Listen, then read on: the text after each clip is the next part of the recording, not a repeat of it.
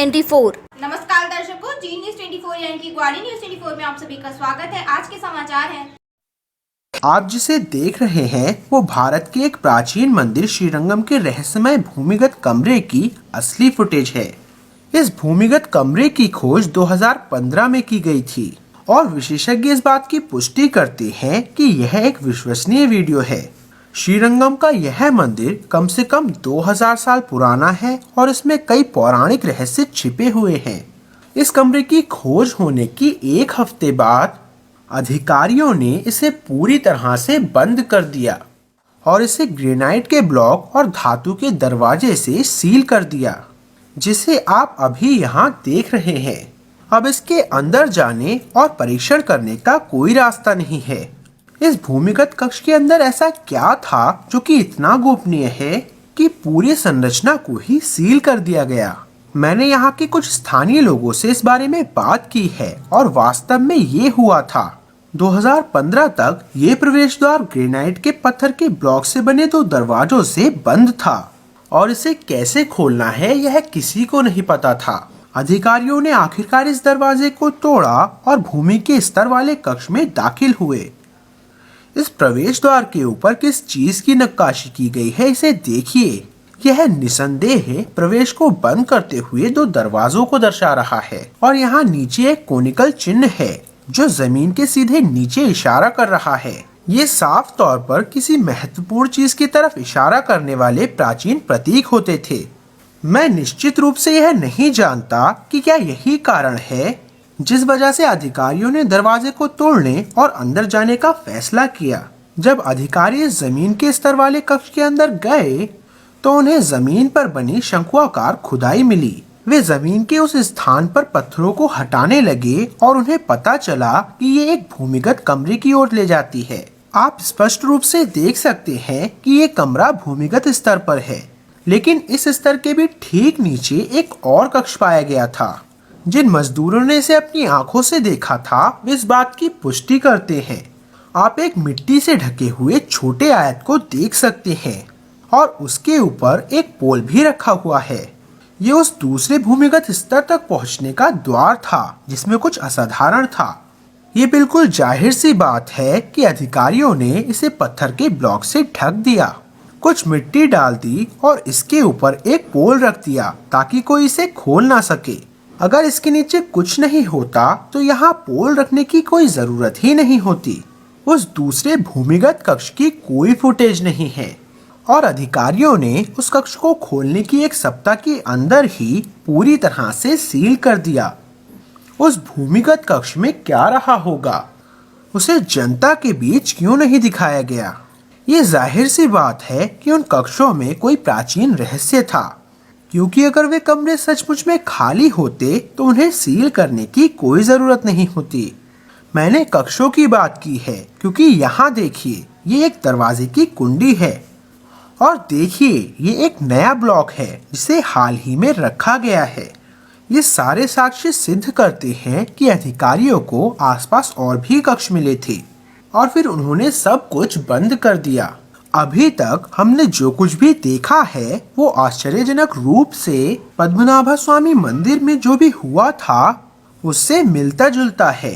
पद्मनाभ स्वामी मंदिर में भी बहुत सारे भूमिगत कक्ष हैं और वहाँ कम से कम 17 बिलियन डॉलर के बराबर मूल्यवान वस्तुएं मिली थीं, पर आखिरी कक्ष को तो अभी तक खोला भी नहीं गया है।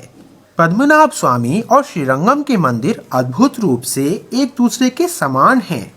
दोनों ही भगवान विष्णु को समर्पित हैं। यहाँ तक कि गर्भगृह में रखी हुई मूल देवताओं की मूर्तियाँ भी एक समान दिखती हैं। क्या श्रीरंगम के इन भूमिगत कक्षों में भी पद्मनाभ स्वामी मंदिर की तरह बड़ी मात्रा में सोने और जवाहरात रखे हुए हैं? जबकि यहाँ काम करने वाले मजदूर इस बात की पुष्टि करते हैं कि एक बड़ा खजाना बिल्कुल मिला था। वे एक इससे भी ज्यादा चौंकाने वाली बात का खुलासा करते हैं। इनमें से एक कक्ष में एक 10 फुट लंबा धातु का बना विमान था, एक उड़ने वाला यंत्र जिसे हिलाने पर उससे तेज आवाज निकलती थी। क्या स्थानीय लोग कहानियां बना रहे हैं या फिर यहाँ सचमुच एक छोटा विमान मिला था? विश्व भर में हमने छोटे यूएफओ और उड़न तश्तरियों की कुछ आंखों देखी वारदातें सुनी हैं। एक तो कैक्सबर्ग पेंसिल्वेनिया में भी दुर्घटनाग्रस्त हुआ था, लेकिन ये पहली बार है जब हम भारत में ऐसे छोटे पौराणिक विमानों के बारे में सुन रहे हैं। क्या प्राचीन निर्माणकर्ताओं ने इस मंदिर के भूमिगत क्षेत्र में एक विमान को सुरक्षित रखा है? अगर ये बात है तो उन्होंने जरूर इससे संबंधित कुछ नक्काशियां यहाँ बनाई होंगी। याद है, मैंने आपको बार बार ये दिखाया है कि प्राचीन निर्माणकर्ता हमेशा नक्काशियों के रूप में कोई संदेश छोड़ देते थे। यहाँ तक कि इस मंदिर में भी ध्यान दीजिए कि कैसे दरवाजों को खोलने और नीचे खुदाई करने का संदेश देने के लिए उन्होंने दरवाजे और कोनिकल चिन्हों की नक्काशी की थी। इसलिए मैंने इस मंदिर में बनी नक्काशियों की छानबीन शुरू की। लेकिन ये एक बहुत बड़ा काम है, क्योंकि इस मंदिर में 25,000 से भी ज्यादा नक्काशियां हैं। ये मीलों तक फैला हुआ भारत का सबसे बड़ा मंदिर है।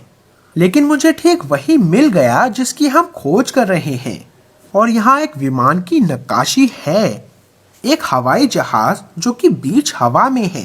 ये सचमुच उड़ती हुई स्थिति में है, और मुझे सिर्फ यही एक नक्काशी नहीं मिली।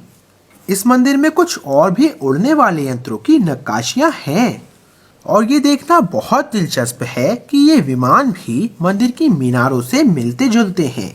अब इस विमान शब्द का अर्थ क्या होता है? विमानों का वर्णन प्राचीन भारतीय ग्रंथों में स्पष्ट रूप से एक हवाई जहाज या विमान की तरह किया गया है, जिसका उपयोग देवता करते थे जो कि आकाश से उतरे थे। बाद के समय में मनुष्यों ने इन्हीं उड़ने वाले यंत्रों के पत्थर के प्रतिरूप बनाए और उन प्रतिरूपों के लिए भी उसी नाम का इस्तेमाल किया।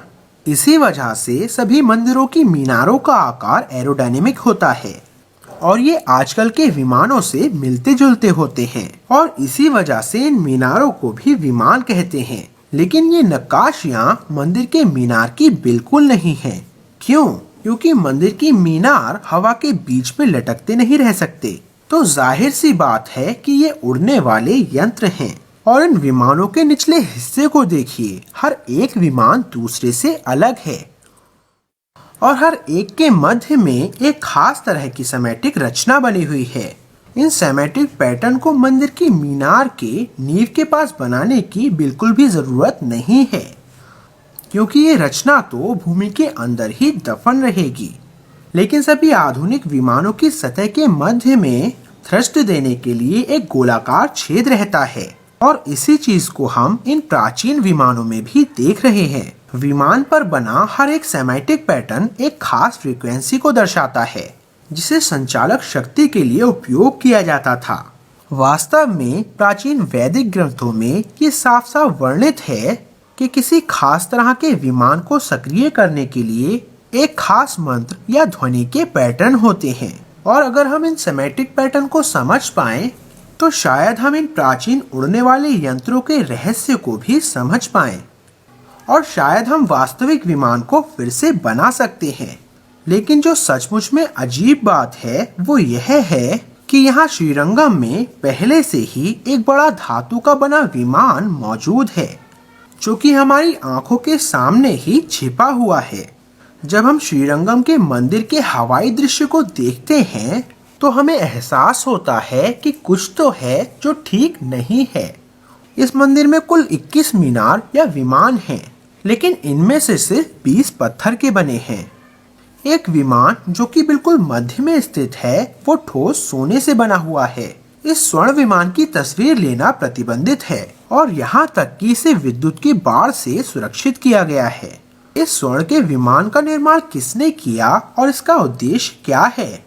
जबकि आधुनिक इतिहास की किताबों में हमें इसका कोई निश्चित उत्तर नहीं मिलता, लेकिन प्राचीन इतिहास के एक ग्रंथ जिसे श्रीरंग महात्म्यम कहा जाता है, उसमें साफ साफ वर्णन किया गया है कि इस स्वर्ण विमान का निर्माण नहीं किया गया था, बल्कि वह खुद ही प्रकट हुआ था। ये विमान भगवान विष्णु का वास्तविक वाहन था, और इसके आसपास की पत्थर की संरचनाओं को बहुत बाद के समय में बनाया गया था। इस स्वर्ण मीनार के ऊपर भगवान विष्णु की एक गुंबद के अंदर खड़ी हुई नक्काशी है। स्थानीय लोग इस बात की पुष्टि करते हैं कि स्वर्ण मीनार के ठीक नीचे भी भूमिगत मेहराब है और उन कमरों को भी लगभग 50 साल पहले सील कर दिया गया था। इसका मतलब यह है कि एलोरा की गुफाओं की तरह इस विशाल मंदिर का क्षेत्र भी भूमिगत संरचनाओं से भरा पड़ा है। यही कारण है कि बहुत सारे क्षेत्र जैसे कि 1000 खंभों वाला हॉल बंद कर दिया गया है। देखिए कैसे ये संपूर्ण क्षेत्र पर्यटकों की पहुंच से बाहर है। मेरा मतलब है कि एक ऐसे हॉल में जाने पर पाबंदी की क्या जरूरत है जिसमें सिर्फ पत्थर के खंभे हैं। क्या ये इस वजह से है क्योंकि इससे होकर भी भूमिगत कक्षों में जाने का मार्ग है? लेकिन सबसे महत्वपूर्ण प्रश्न ये है, भूमिगत कक्ष में मिले उस 10 फीट लंबे विमान का क्या हुआ?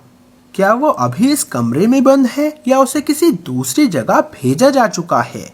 हम भारत के प्राचीन स्थानों में एक अजीब से पैटर्न को उभरते हुए देख सकते हैं।